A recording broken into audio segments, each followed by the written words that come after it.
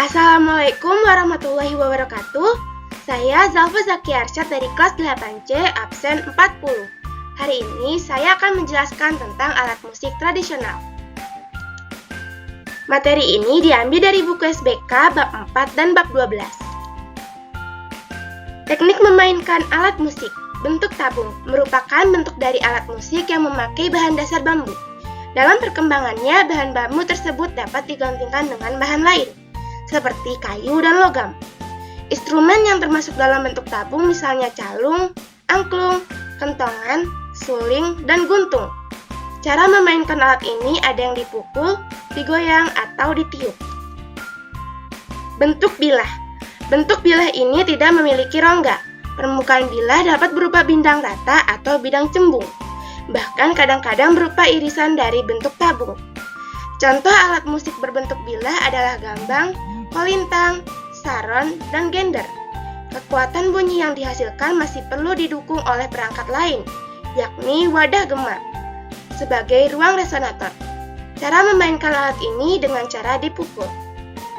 Bentuk pencon. Istilah pencon berasal dari kata pencu, Jawa, yaitu bagian yang menonjol dari suatu bidang datar atau yang dianggap datar.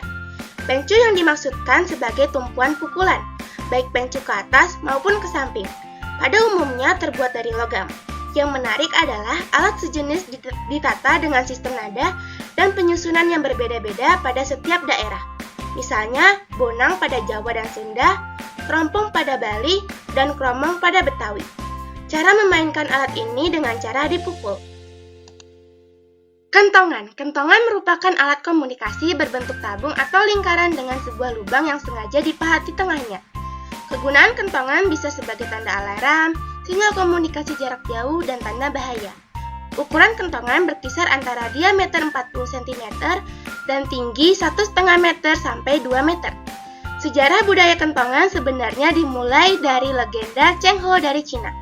Cheng Ho menemukan kentongan ini sebagai alat komunikasi ritual keagamaan, lalu dibawa ke Cina, Korea, dan Jepang. Kentongan sudah ditemukan sejak awal Meiji. Setiap daerah tentunya memiliki sejarah penemuan yang berbeda. Cara memainkannya, dari lubang akan keluar bunyi-bunyian apabila dipukul. Kentongan biasa dilengkapi dengan sebuah tongkat pemukul yang sengaja digunakan untuk memukul bagian tengah kentongan untuk menghasilkan satu suara yang khas. Kelempong. Kelempong adalah sebuah alat musik pukul tradisional khas Minangkabau.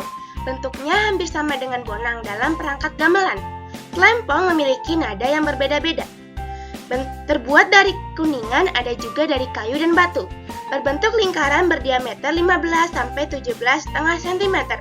Bawahnya berlubang dan atasnya telempong. Terdapat bundaran yang menonjol berdiameter 5. Telempong biasanya digunakan untuk mengiringi tarian seperti tari piring, tari pasambahan, dan tari galombang. Juga digunakan untuk melantunkan musik menyambut tamu istimewa. Bunyinya dihasilkan dari sepasang kayu yang dipukulkan pada permukaannya. Memainkan telempong butuh kejelian. Dimulai dengan tangga nada do dan diakhiri dengan si. Mengenal angklung. Angklung merupakan alat musik asli Indonesia yang terbuat dari bambu dan berkembang pada masyarakat suku Sunda.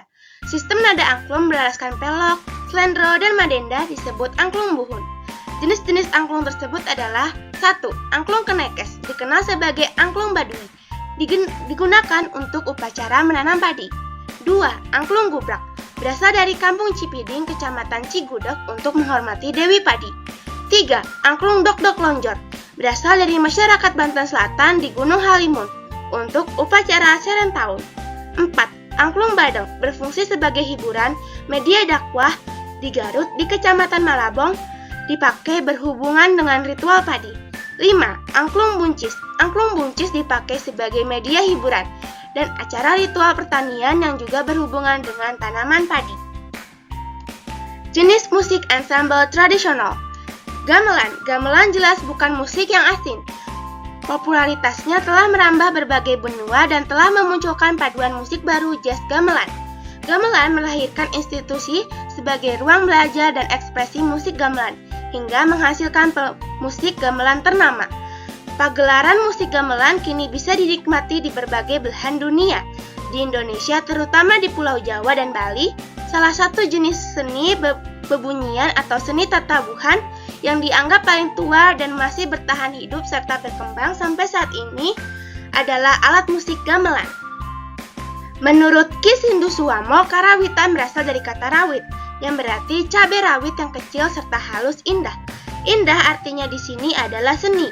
Jadi, karawitan adalah seni suara yang berbentuk vokal maupun instrumental yang beraraskan pelok dan slendro. Menurut R.M. Kusumadinata, istilah karawitan adalah pancaran sinar yang indah, yaitu seni. Artinya, karawitan adalah seni suara yang berbentuk vokal maupun instrumental yang beraraskan pelok dan slendro. Karawitan di daerah-daerah tertentu sering disebut dengan istilah seni karawitan. Istilah karawitan pada saat sekarang sering digunakan untuk menyebut berbagai jenis alat musik daerah. Penyebutan istilah itu bentuk-bentuk alat instrumental maupun vokal yang memiliki sifat, karakter, dan konsep serta cara kerja atau aturan tertentu. Banyak yang menggunakan istilah seni karawitan dengan berangkat dari dasar kata rawit. Di era sekarang, bahwa istilah karawitan adalah mencakup jenis-jenis alat musik yang berbentuk vokal maupun instrumental dan tidak hanya beralaskan pelok slendro saja, akan tetapi seluruh bentuk jenis kesenian yang ada di Indonesia. Tidak heran bila istilah karawitan kemudian dapat digunakan untuk menyebut atau mewadahi beberapa cabang seni yang memiliki karakter yang halus, kecil, dan indah. Jadi, karawitan tidak hanya menunjuk pada gamelan Jawa, Bali, dan Sunda. Namun, karawitan juga menunjuk jenis seperangkat alat musik lain di Indonesia. Contoh, kelempong Sumatera Barat, gondang Sumatera Utara, kulintang Sulawesi Selatan, angklung Jawa Barat, arumba, dan tifa.